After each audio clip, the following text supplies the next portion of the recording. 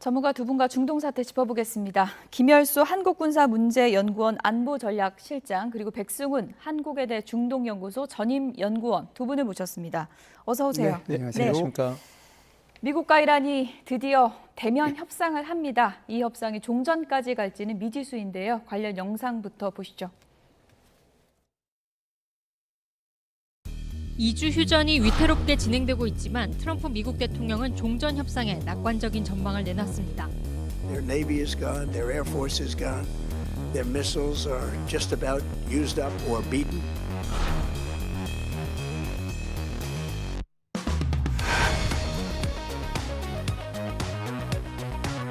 협상단은 차기 이란 지도자로 꼽히는 모하마드 바게르 갈리바프 국회의장이 이끌 전망입니다.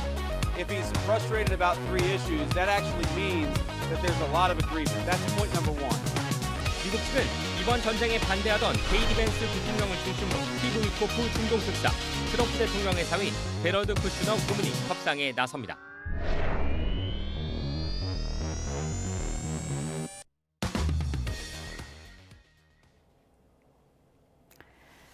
어렵게 대면 협상 날짜를 잡았습니다. 그리고 내일 미국과 이란의 협상단이 마주 앉게 됩니다. 트럼프 미국 대통령이 낙관적이다. 굉장히 희망적인 기대를 했던데요. 저도 낙관적입니다. 아, 낙관적이세요? 예. 원래 좀 낙천적인 사람이기도 하고요. 실장님 늘 좋은 전망을 하시니까. 네. 그러니까 항상 좀 이렇게 안 될 거다라고 하는 것보다는 가능성이 있다는 쪽에 항상 무게를 두고 이렇게 분석을 해왔는데요. 사실상 이번에 이 협상이 얼마나 어렵게 이렇게 만들어진 협상입니까? 트럼프 대통령이 뭐 사실 48시간에서 10일에서 5일에서 10일에서 다시 하루 이렇게 몇 번에 걸쳐 가지고 연기를 해주면서까지 결국은 이 협상을 이끌어내려고 노력을 해왔다라고 봐야 되고요.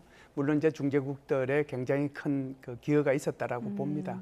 그런 차원에서 보면 제가 볼 때는 이제 결국은 내일 이슬라마바드에서 만나게 될 텐데 제가 볼 때는 이제 한 번으로 협상은 끝나지 않아요. 우리가 어떤 생각하면 이게 한 번으로 끝날 것 같지만 이게 지난번에 작년에도 올해 1월달, 2월달에도 보면은 3번에 걸쳐서 이제 협상을 했잖아요. 그리고도 안 돼가지고 그게 2월 28일 날 협상 3차 끝나고 이틀 뒤에 2월 28일 날 공격을 했단 말이죠. 그래서 이런 사례를 보면 이번 같은 경우에도 한 번으로 끝나지는 않을 거다. 그래서 일단 한 번 만나는 것 자체가 큰 의미가 있다. 그런 면에서 낙관적이라고 보고요.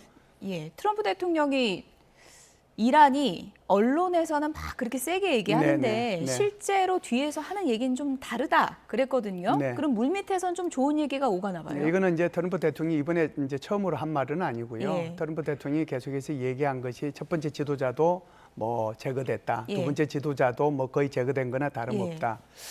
그런데 이제 우리는 전혀 새로운 차원의 이런 그 지도자들하고 얘기를 나누고 있다. 올바른 사람들이라고 그렇죠. 표현했죠? 그들은 굉장히 합리적인 사람들이다. 이렇게 얘기를 했거든요. 그 그룹이 누구고 그 지명을 누구라고 이렇게 한 번도 지명조차도 안 했어요. 그랬죠. 그럼에도 불구하고 이란에서 나오는 그 언론 매체들이나 그러면은 또는 이제 혁명수비대에서 나오는 그 대변인 발언을 보면 항상 거칠었잖아요. 항상 대결적이고. 그때도 이제 트럼프 대통령 물밑으로는 우리는 좋은 협상을 하고 있다라고 얘기를 했거든요. 그런 차원에서 보면은 지금 이란의 지도자가 누구이든지 간에 바깥으로 얘기하는 그렇게 거친 언사와 실제로 이제 물밑에서 이루어질 협상하고는 좀 차이가 있지 않을까 이렇게 봅니다. 협상장에 누가 나갈까 이것도 궁금하실 텐데 일단 언론에 알려진 거는 3대 3입니다. 어떤 인물이 나오는지 그래픽 보면서 짚어보도록 하겠습니다. 미국 대 이란 3대 3 이렇게 나옵니다. 벤스, 제라드 쿠슈너, 트럼프 사위죠. 스티브 위코프, 지난해부터 핵협상 같이 진행했던 인물이고 많이 들어본 인물입니다. 갈리바프, 뭐 아라그치 이렇게 이제 3대 3 나올 걸로 보이는데 지금 미국 측에 이제 3명이 보이실 건데 트럼프 미국 대통령의 복심이라 그럴까요? 저기서 가장 믿는 사람 누굴까요?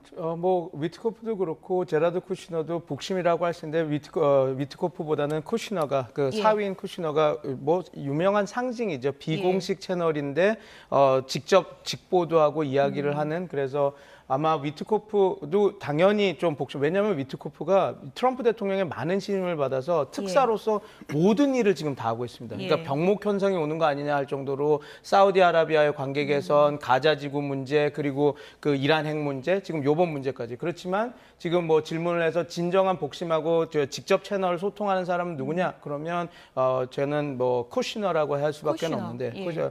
위트코프도 상당히 그 트럼프 대통령이 아끼는 인물인데 근데 여기서 핵심적은 뭐냐면 양쪽 다 지금 협상의 진정성을 보여주는 인사를 배치했거든요. 저는 그래서 미국이 위트코프와 쿠시너뿐만 아니라 이번에 그 벤스를 넣었다라고 하는 것이 부통령이 벤스가 직접 이렇게 와서 이끌어 간다라는 것이 이번에 협상이 그 김 교수님도 말씀 주셨지만 협상을 조금 좋게 흘러갈 수 있는 하나의 단초다라고 하나의 그 변수다라고 저는 이렇게 이야기를 하고 싶습니다. 왜냐하면 요번에 그 파키스탄 중재하는 국면에서 거의 전쟁에 갈 뻔한 국면인데 미국 측에서도 긴밀히 움직였다 그랬는데 지금 모든 언론에서 나오는 게 그 핵심에 벤스가 있었다고 얘기를 하고 벤스는 원래 이란과의 전쟁의 회의론자였습니다. 그래서 트럼프 대통령이 공개적으로 좀 비판을 했었죠. 벤스는 나랑 철학적으로 좀 달라서 좀 이견이 있다라고 할 정도로. 그래서 지금 이란에서도 그걸 다 알고 요번에 협상이 시작되면 벤스 부통령이 들어왔으면 좋겠다라고 얘기를 했고 그리고 트럼프 지금 행정부의 뭐